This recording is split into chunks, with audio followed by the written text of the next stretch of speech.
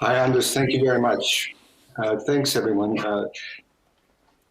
Thanks to organizers of this wonderful symposium, Anders, Jens, everybody else, and all the people supporting them, including Soren and the terrific tech team. Many apologies for not being able to be present with you today. Got caught in some logistical pincers, unfortunately. I also wanted to have just to say very quickly that I live near the hospital here, and so sirens might punctuate my my talk today. And I guess given that this is a symposium on war and aesthetics, sirens should certainly have something to say at such a gathering. So I'm going to talk about. I'm going to talk a little bit about a sensorial military triptych, as I'm calling it, through a number of different artistic projects that have their provenance in military technology. So here we go. It'll be about 45 minutes or so. I will try to keep it to that. In a sense, almost all logical development since the middle part of the 19th century to the present is essentially aesthetic, in that it is an attempt to prosthetically extend and modify human perception in order to accelerate judgment and inform action. In other more common and connotative meanings of aesthetics, military technology during the same time period has informed traditional aesthetic modes of cultural production in the arts: popular and high, conservative and avant-garde, traditional and experimental.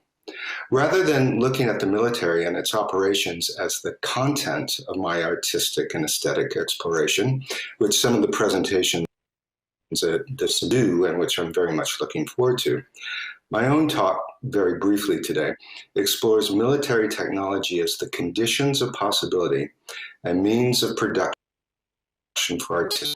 These means are simultaneously material, technological, and imaginary or noetic, with specific theoretical strands linking seemingly disparate sites, desires, functions, applications, and results. As such, the goal is to understand the works and their means of formation as both a product of an aesthetic condition and constitutive of that condition. For the purposes of this talk, a great deal of the theoretical discussion on media, technology, aesthesis, and aesthetics has been reduced or eluded so that we can access some of the larger points by working inductively from the artistic projects I wish to put forward to you today. I'm happy to visit any of those theoretical framings or implications during the discussion, of course. The main assertions being put forward here is pretty straightforward. Technology has altered the sense of human perception, which we can call aesthesis, and judgment or value, which we might mix, as it pertains to our understanding and our experience of time and space, which constitute the building blocks of metaphysics. The connections between aesthesis and armaments, aesthetics and war, find form for us through the alterations of metaphysics that constitute our perception of the world and our positions within it. A metaphysics, then, of military aesthetics as an entire sensorial and perceptual domain, an episteme of sorts. Teletechnologies, broadcast media, and recording storage technologies all interpret time and space anew, altering our common sense, understanding of them, as well as our imaginaries in relation to them. For example, slow motion visual or oral technology reveals a decoupling of time's dominion as a uniform unfolding of events, rather like Anders' reference to the much protracted Afghanistan war, which still continues even though it's officially ended. So it decouples time's dominion as a uniform unfolding of events, while simultaneously exemplifying the great military and indeed industrial modernist desire to exert increasingly greater control over temporal phenomena by rendering them spatial. And this kind of movement between time and space, and using time to modify space and space to modify time, will be a theme that runs throughout this whole talk. Modern and contemporary modes of acceleration and temporalities as spatially stored units for easy reproduction and organization finds its quintessential form in antiquity with the advent of alphabetical and notational writing, which is why music and poetry became the first domains of mainframe computational aesthetic experiments, as Higgins and Doug Kahn, Hannah Higgins and Doug Kahn discuss in their book on mainframe experimentalism.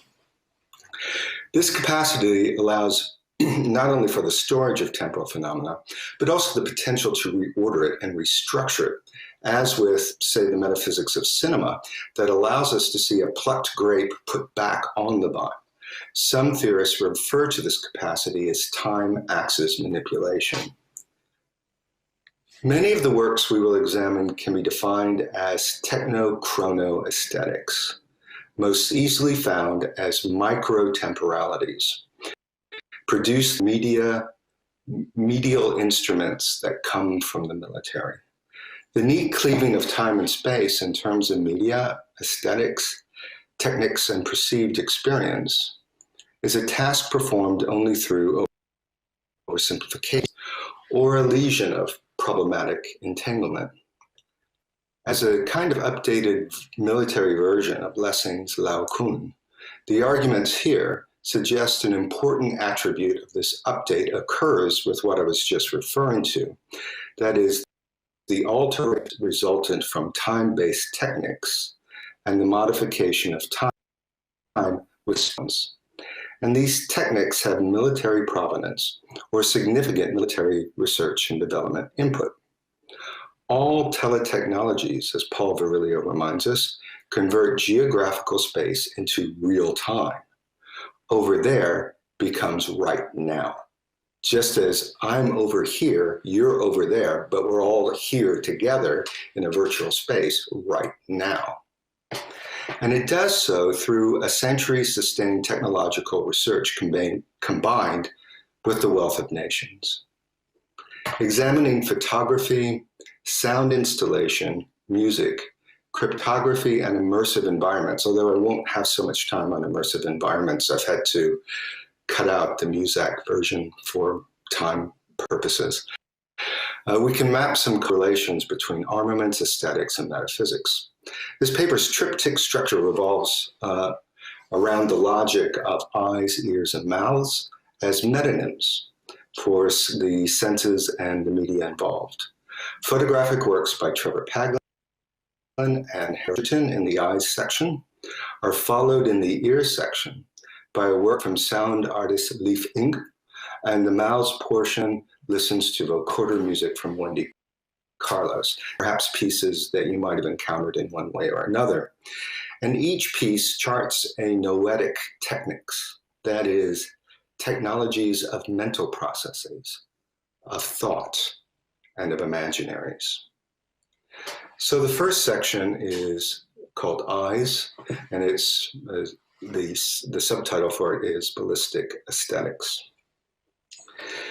US artist Trevor Paglen's work, Keyhole Improved Crystal from Glacier Point Optical Reconnaissance Satellite US-186, which is about as poetic and evocative a title as I can think of, is part of his 2014 series, The Other Night Sky, and it documents that which is largely invisible to the unaided eye and covertly hidden from public discourse and public knowledge.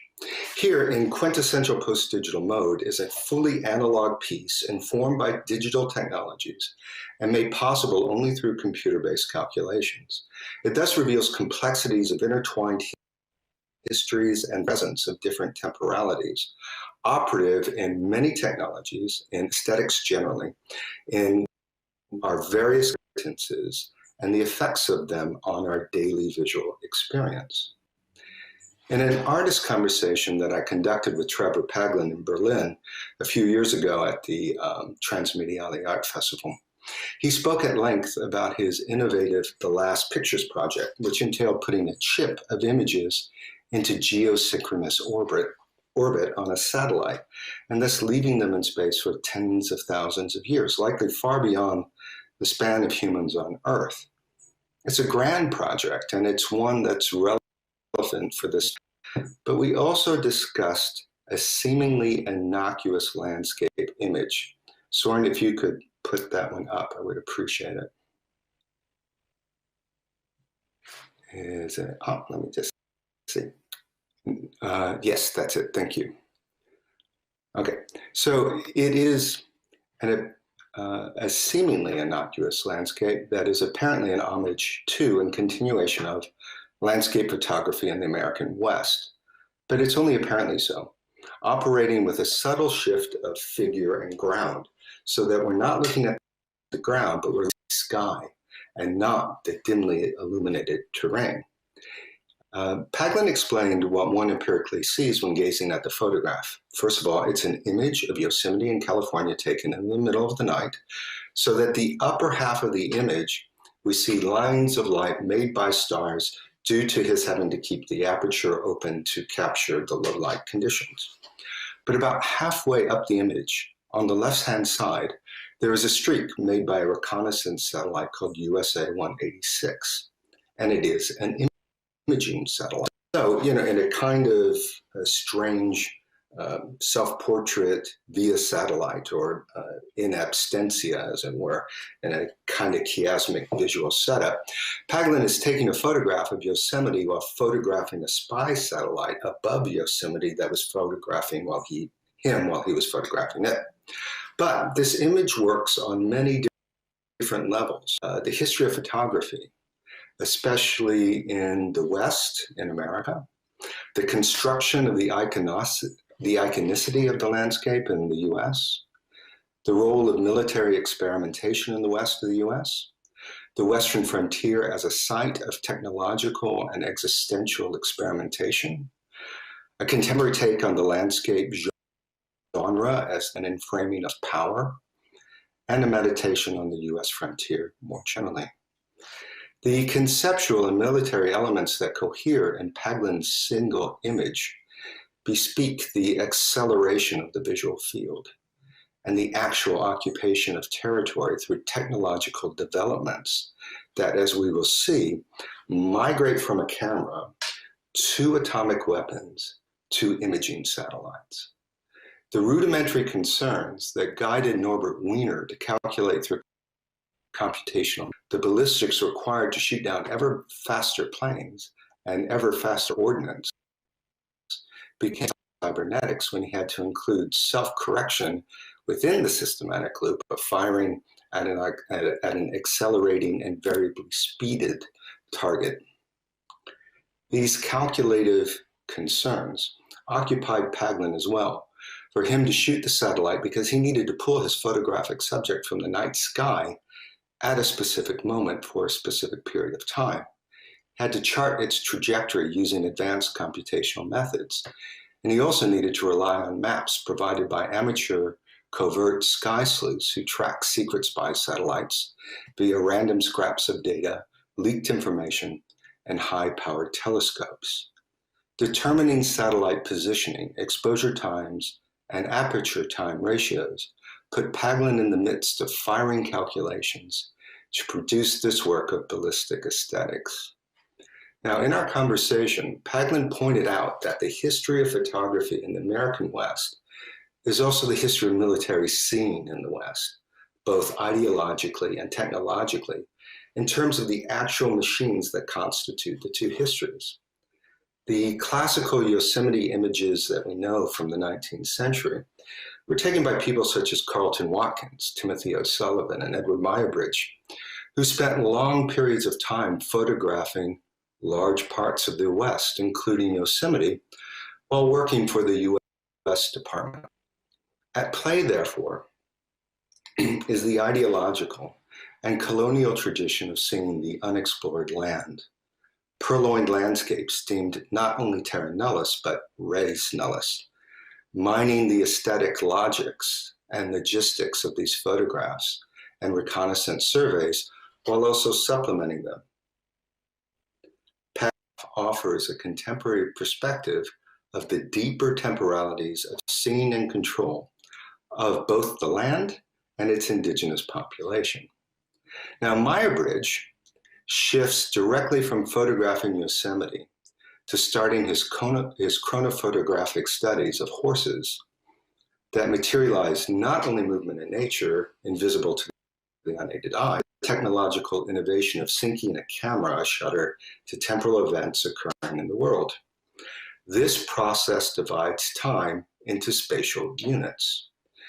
His work is extended some decades later by Harold Edgerton, whose work probably all of you are quite familiar with, who further speeds up the process with his stroboscopic photographs made at MIT, following Ernst Mach and the literal ballistic aesthetics of shooting apples and playing cards with capturing them right at the point of either hitting the target or emerging from it. Edgerton's work catches the attention of the US military, and he is hired by the Department of Energy to photograph nuclear bomb tests. The department wanted to photograph the first few nuclear explosions in a time-lapse manner such that they can examine how a nuclear explosion evolves in of a second. As with the horses galloping and the bullets passing through objects, in order to make very high-speed movement visible, one must slow it down.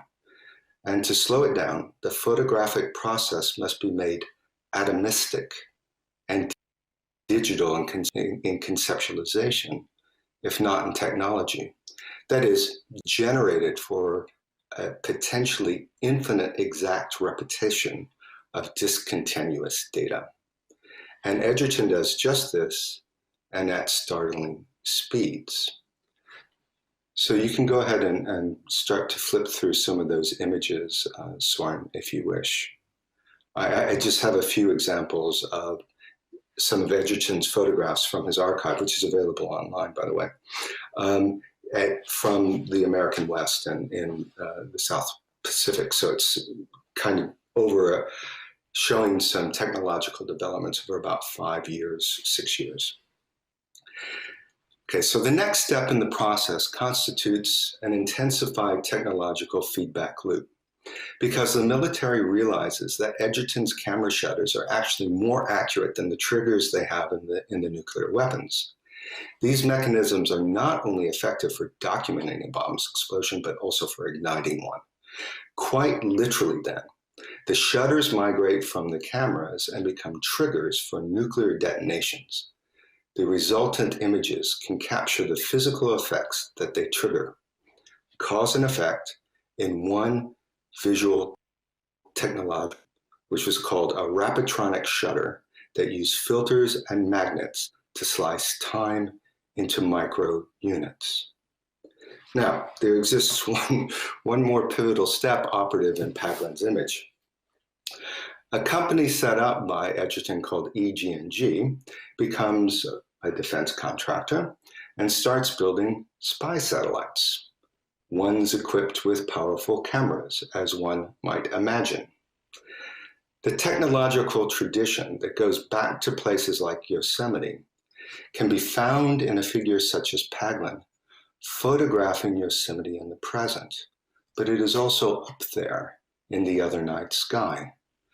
Paglen notes that televisual surveillance apparatus up in space, that particular one, is just as much a descendant of Timothy O'Sullivan or Muybridge as he is when he is standing there taking a photograph of it.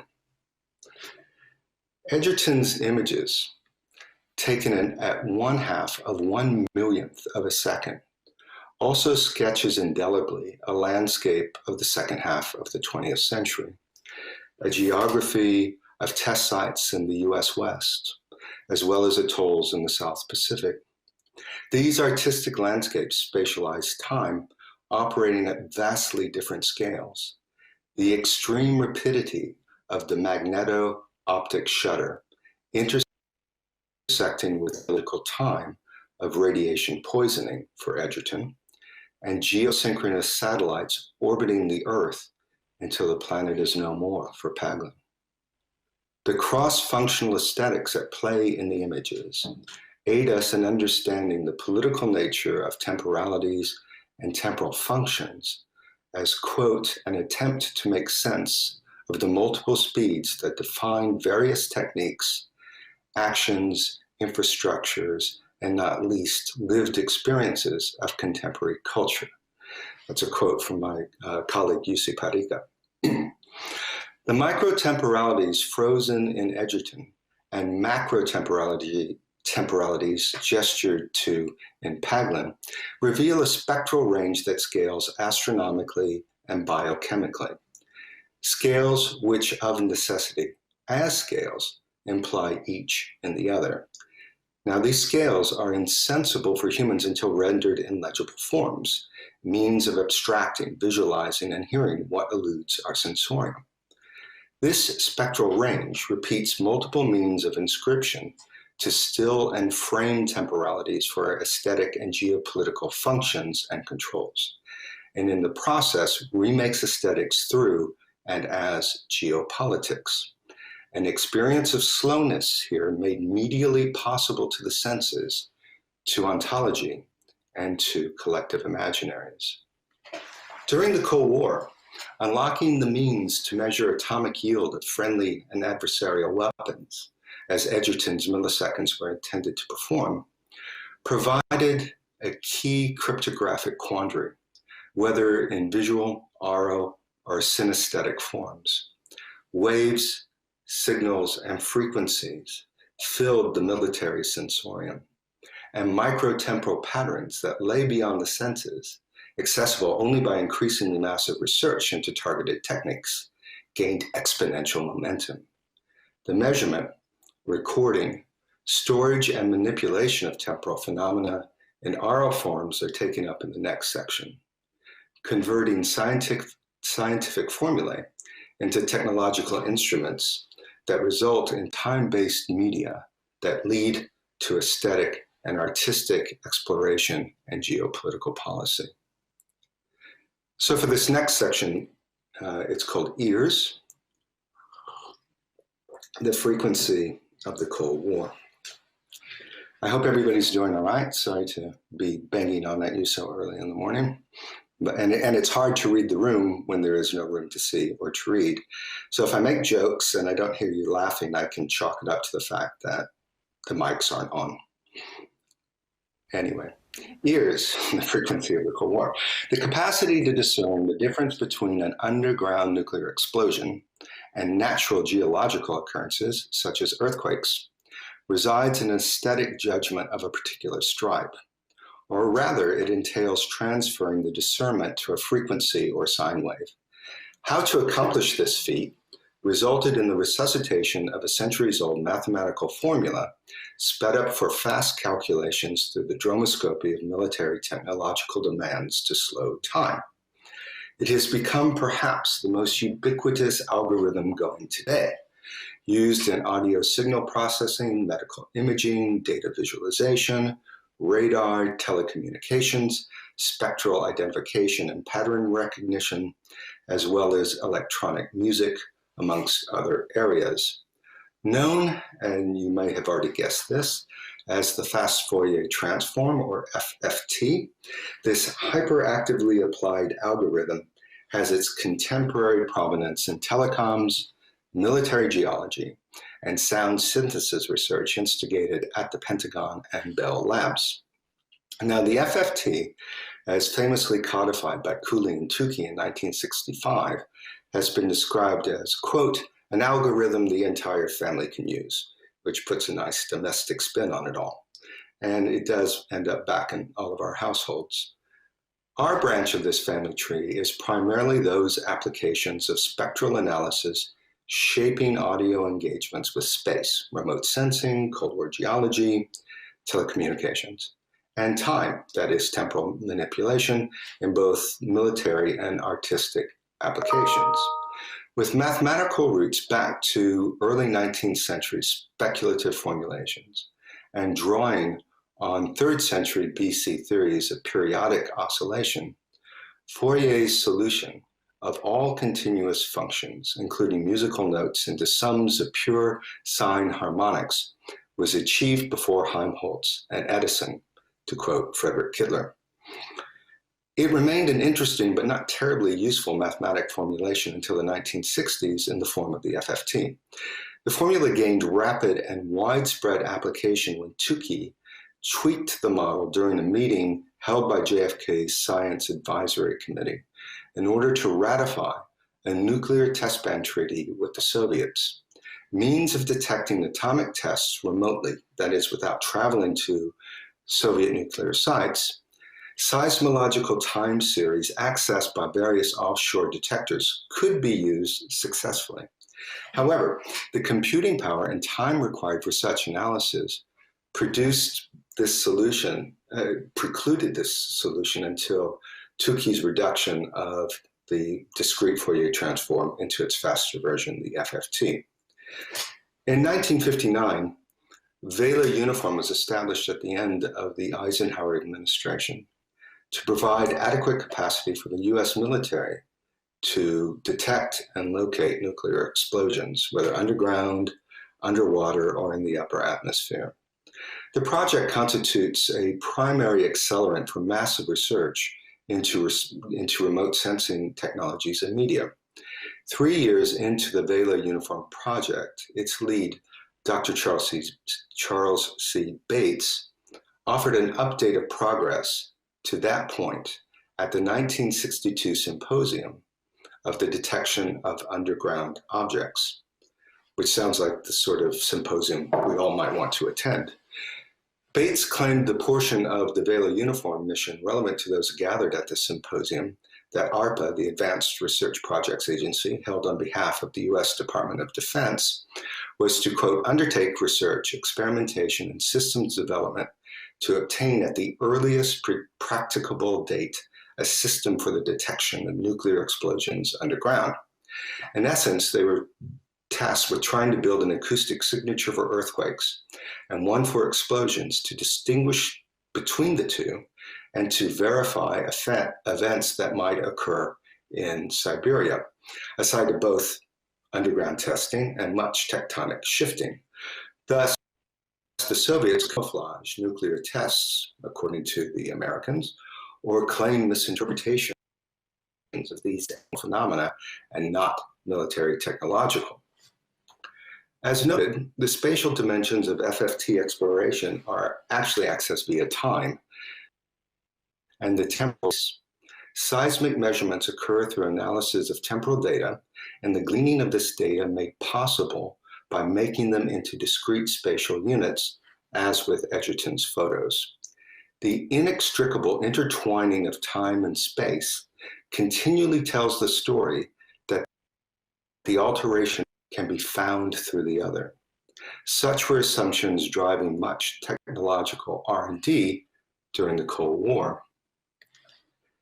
The aesthetic ramifications of such research, however, was relegated to secondary or tertiary status when the ultimate judgment that determined the success of the mission actually proved it to be primary.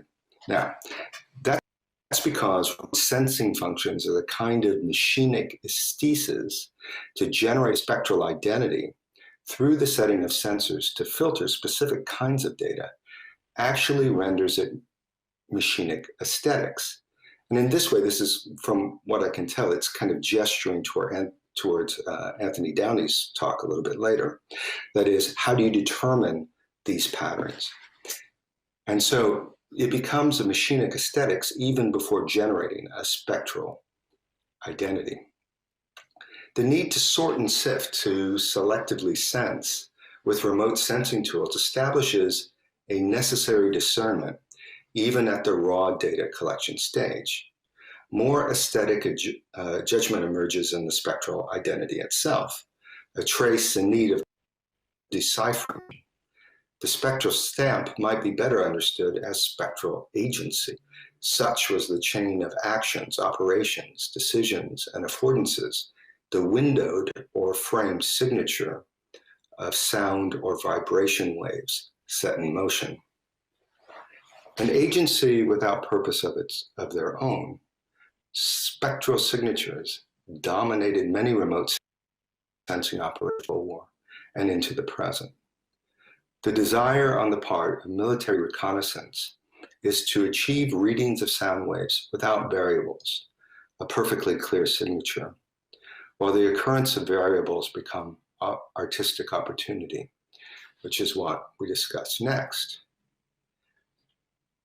The techniques of Edgerton's magneto-optic lens and its resultant microtemporalities function in artist Leif Ing's 2008 digital artwork, 9-Beat Stretch, a work situated at the intersection of avant-garde found object, sound installation for a gallery setting, and parody of the classical.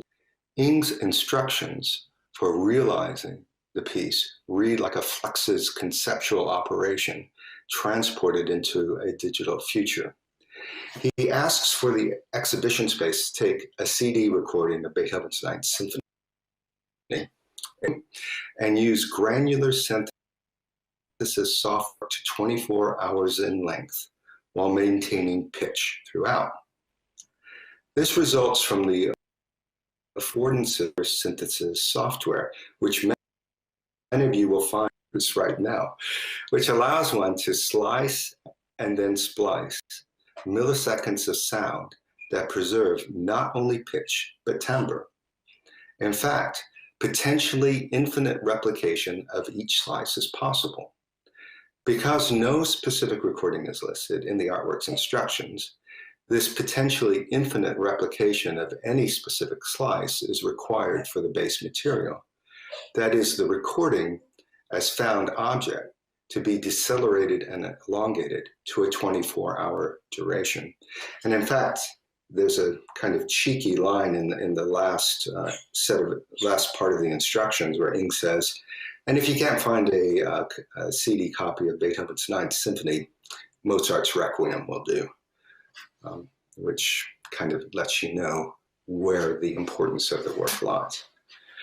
So the synchronous cloud of Ing's piece scatters the sonic grains in strict metrical sequencing, and the density of the grains determines the time structure of the work. The result is that frequency information can be maintained while temporal duration extends.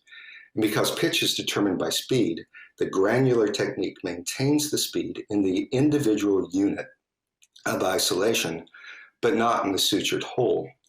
This technique allows for a clear articulation of the instrumentation to maintain pitch throughout the symphony, even when extended to the prescribed and, as we know, be any length.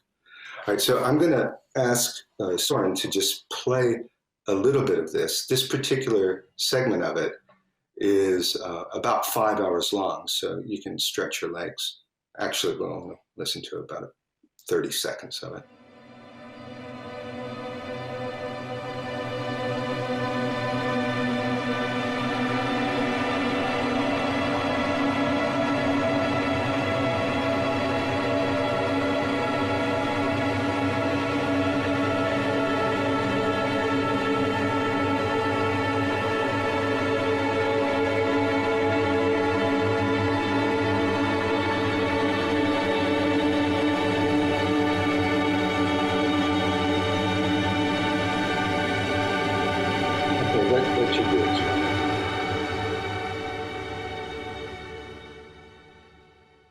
Nice fade in, fade out, much appreciated. So I'm sure you all recognize that as the fourth movement from Beethoven's Ninth Symphony. The basic technique of Ing's conceptual sonic project resides in the same digital thought processes operative in Meyerabridge and Edgerton. The temporal manipulation of phenomena in the world through technological means to record it, store it, alter its temporal duration, and keep the action intact even if protracted beyond recognition. And is bird flight, people walking, racehorses running, nuclear explosions, or recordings of Beethoven's Ninth Symphony. Each is a temporally contained gesture, subject to recording technologies that transform time and space for the purposes of reconfiguration in some manner. In the case of Ing's piece, the reconfiguration manifests as deceleration and repetition. The composer Steve Reich calls granular synthesis the aural equivalent of the freeze frame in cinema, which links us back to our earlier visual metaphysics. Various terms for granular elements of sound are quantum acoustics and microarc, all of which evoke the nanoslice and suture required for theoretical compositional manipulation of sound, predicated on digital techniques that flow from ancient Greek atomistic thinking to the present. Building on insights gleaned from quantum physics in the mid-20th century, Dennis Gabor developed granular or quanta theories about sound that eventually led to experiments with analog technologies into compression or expansion via phase shifting, which brings us back to Steve Reich in a way. Now, Gabor, the Nobel Prize-winning physicist who developed holography, sits neatly in the consistent disentanglement and reentanglement of space and time that runs throughout this talk. When he writes in the mid-1940s that the two methods for accessing sound signal analysis are idealizations of that very signal. One is time, and the other is frequency or space, as in the Fourier analysis. Yet our experience of sound, he states, is inevitably both, simultaneously and inseparable from one another. Curtis Rhodes, who developed the first computer-based implementations of granular synthesis at the University of California, San Diego in 1974, argues that, quote, a granular representation is implicit in the windowing technique, end of quote, applied in the FFT, thus tethering Ing's 9-beat stretch to the Vela Uniform initiative with Bell Labs and military geological research.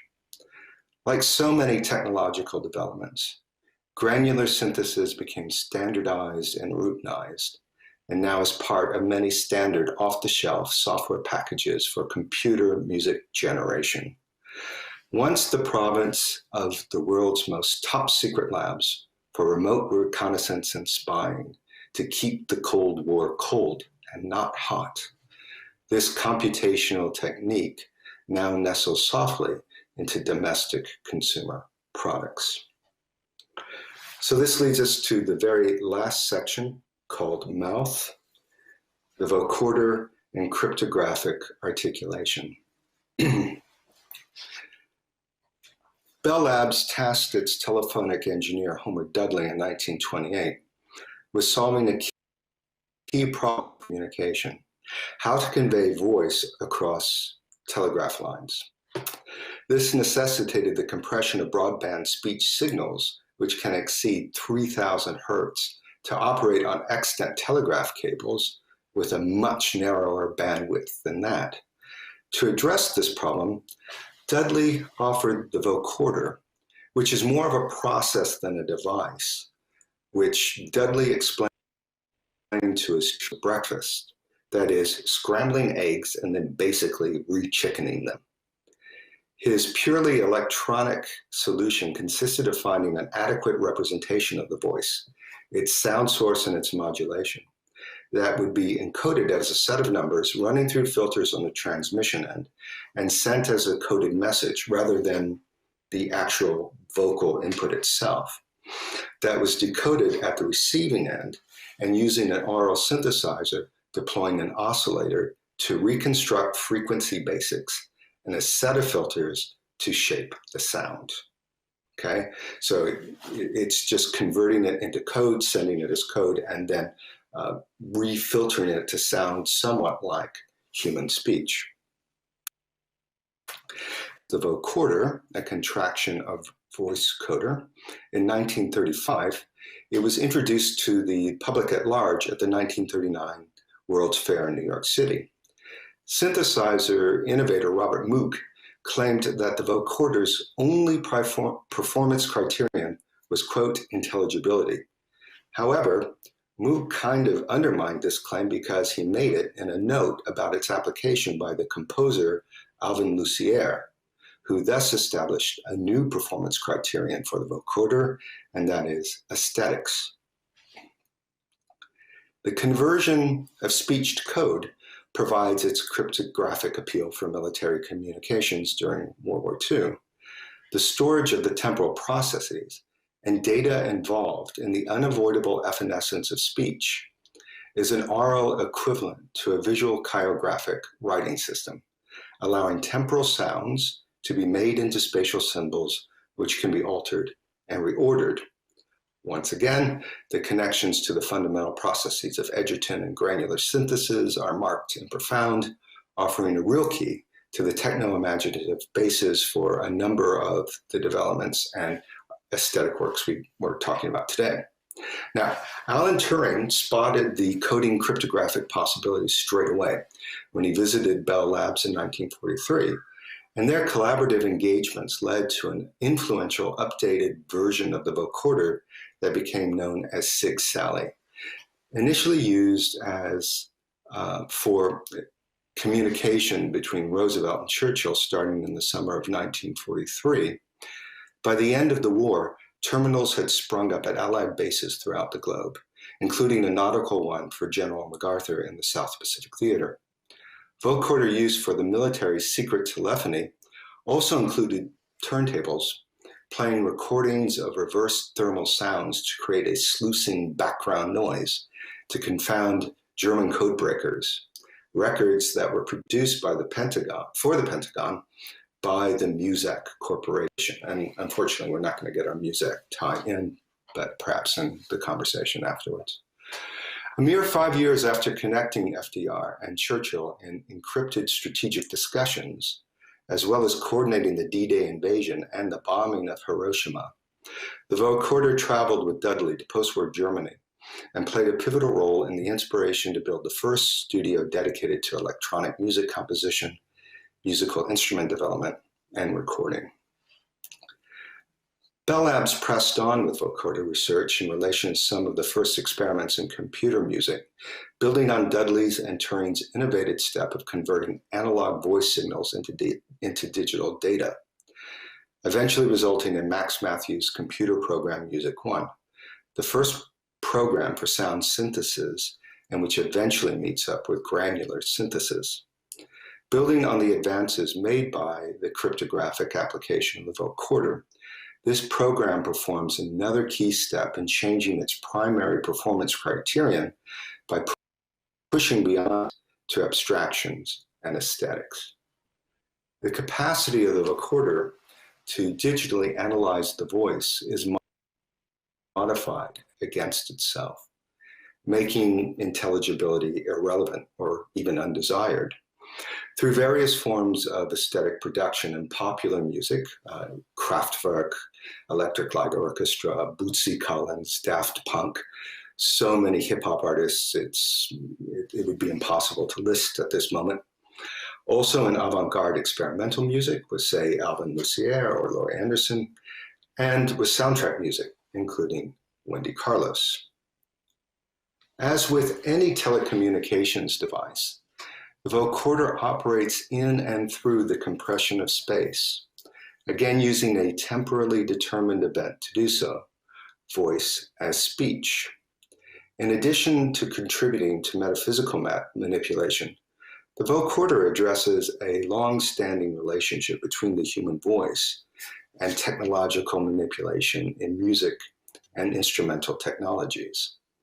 As such, the vocoder as communications tool, as musical instrument, and as technological experiment, or perhaps technological problem solver, proves that aesthetic and epistemological questions about human ontology are at play. These are positioned in relation to time and space, as well as the technologies that helped humans understand and imagine them. To this, the vocoder adds speech and language, both as language and technology often become attributes identifiably pertaining to the human and as being quintessentially human. And these are problematic attributions, to be sure. To exemplify some of what is at stake here, we can turn to yet another computer music revision of Beethoven's Ninth.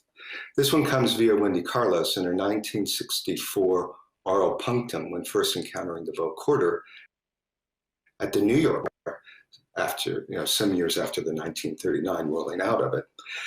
The electronic music innovator of switched-on Bach fame, Carlos developed with Robert Vocoder for a soundtrack she was hired to compose and record.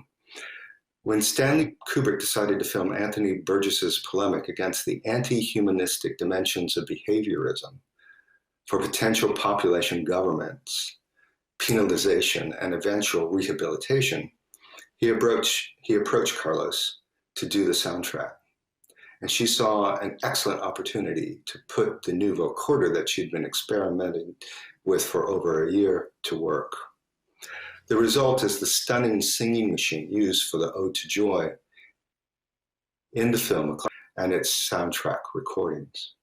Now, at the most obvious level, the sheer materiality of its deployment echoes Burgess's main argument in the novel, that humans forced to do good through psychotropic drug chemical treatment, image sensitivity training, and behavior modification become something like a clockwork orange. An object appearances of being organic, but filled with mechanical apparatus that determines its movements and choices. Here, the relationship between the organic and machinic is rendered ironic to the point of parody, as in the Greek sense of para-ode, a song sung along song and commenting on it. It also gestures towards the kinds of ways of thinking about what constitutes the human as being absolutely inextricable from the technological. And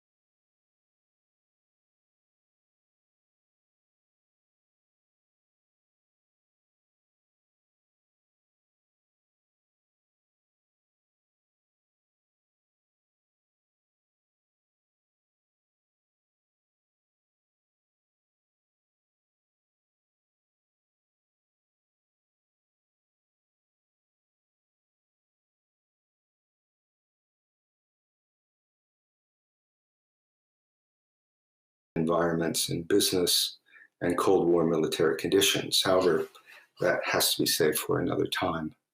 To conclude, and I am concluding, the techno-noetics operative in the artworks and technologies that made them possible arrive courtesy of the military. The technology's foibles and fluctuations, as noted, can become artistic opportunity, as can their operation as they were intended to work. Similarly, their emergence from military R&D sites, also undertaking other kinds of research with elective affinities, consistently suggested alternative applications. The fundamental project of technology is the title of a poem by Galway Kinnell about a visit to the Peace Museum in Hiroshima. Haunted and haunting, as one might expect. It reminds us, as do the artworks considered in this talk, that the fundamental project of technology is us, how we make and interpret the world, how we understand perception is constantly caught in processes of change and reification, and what we imagine we can do through our time and space, and what we wish to do with these imaginaries in terms of aesthetics and geopolitics, and aesthetics as geopolitics. Thanks.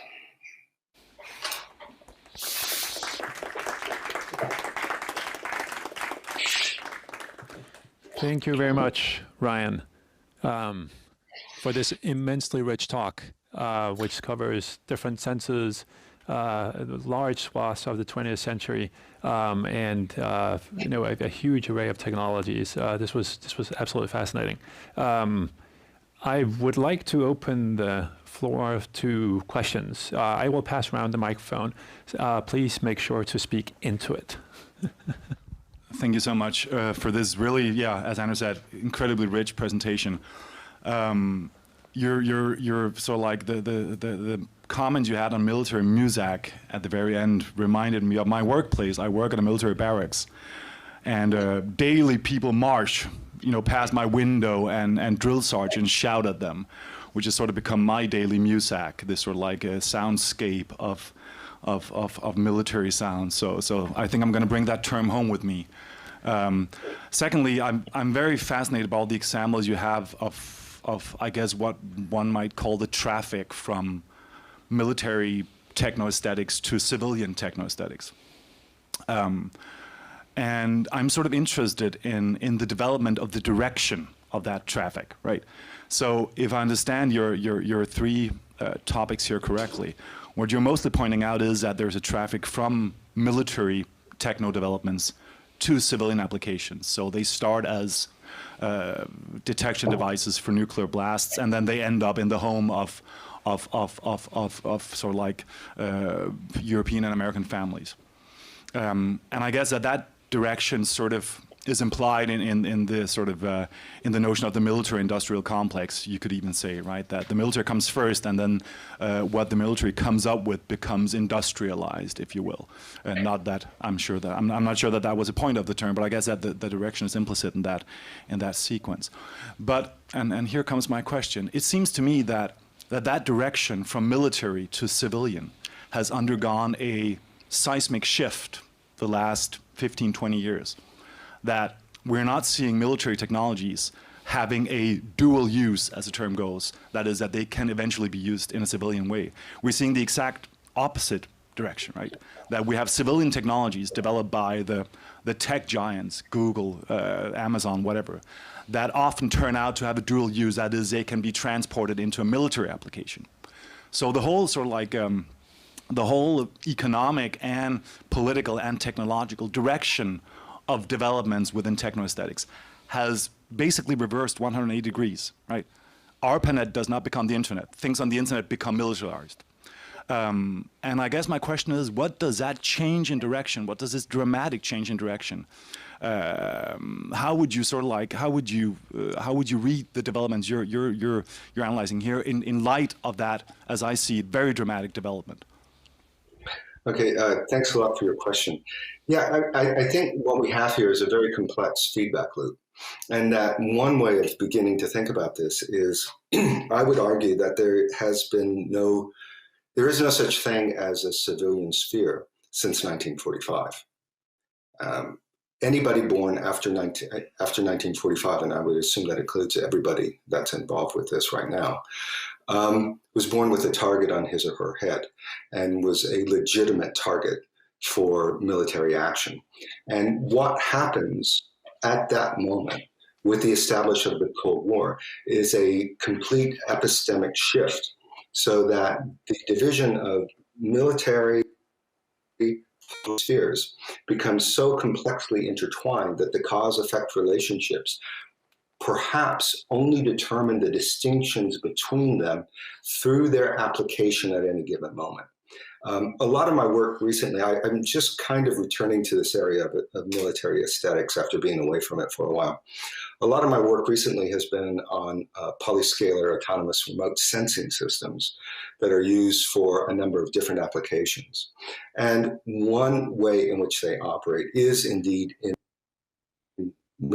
but they also operate in the civilian sphere. They operate with NGOs. They operate with our understanding of climate crisis and become the main ways in which we even understood the planet as something that was undergoing a climate crisis that we could measure with any sort of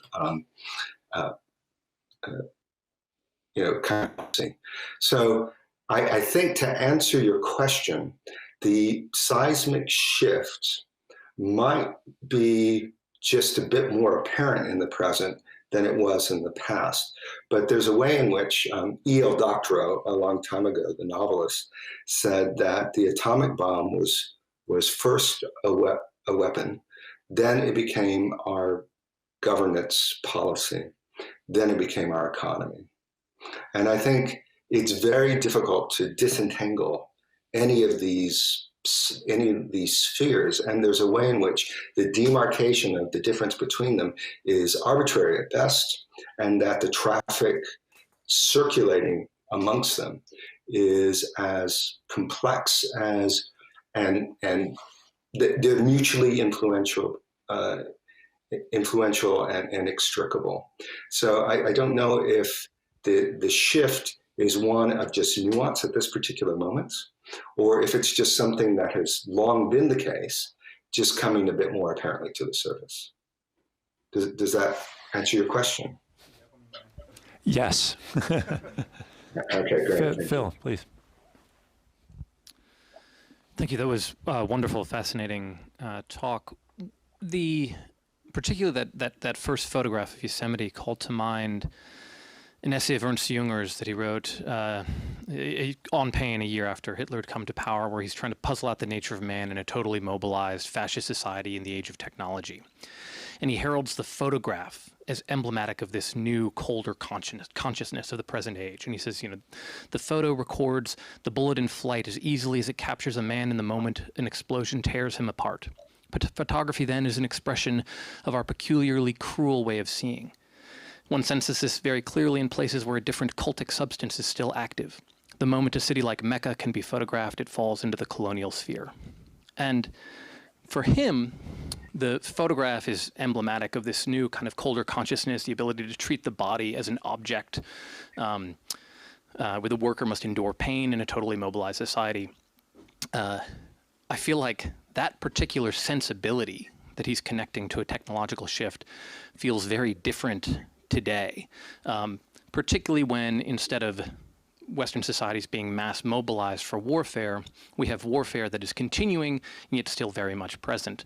You mentioned, the forever wars are supposedly over, and yet we're continuing to kill people. And so I don't really know how what you describe a war where we're killing people and yet we're claiming that it's not a war, and most people go about their daily day. And so I wondered how the technological shifts that you're tracking in the present day shape modern sensitivities and sensibilities in relation to warfare in a way that's different from what Junger is seeing in the 1930s.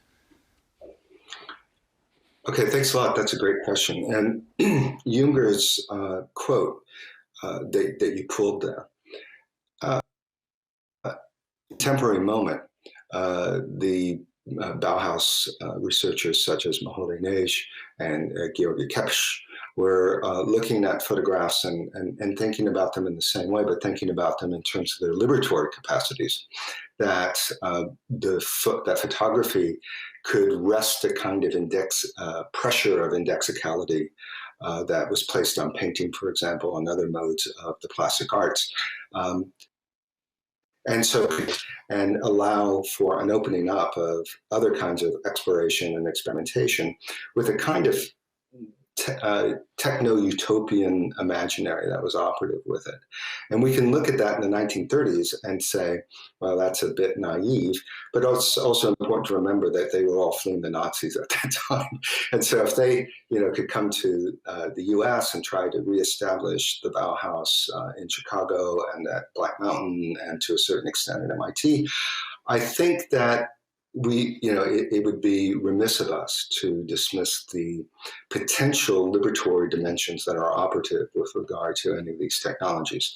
Now, it is rather out of character for me to speak about liberatory possibilities of technology, but I do think it's worth bearing in mind, so that if the conditions that Junger described in the 1930s were to be taken as synchronic structures and applied in our own diachronic moment, I would say that not much has changed. That there is, that the kind of momentum that we see in the current moment with regard to 4-hour wars, our understanding of daily aesthetic experience, our capacity right now to have me being able to speak to you in this way, to overcome time and space, have all just become part and parcel of what we think of as common sense. It has just become our constitution of the world and our perception of the world.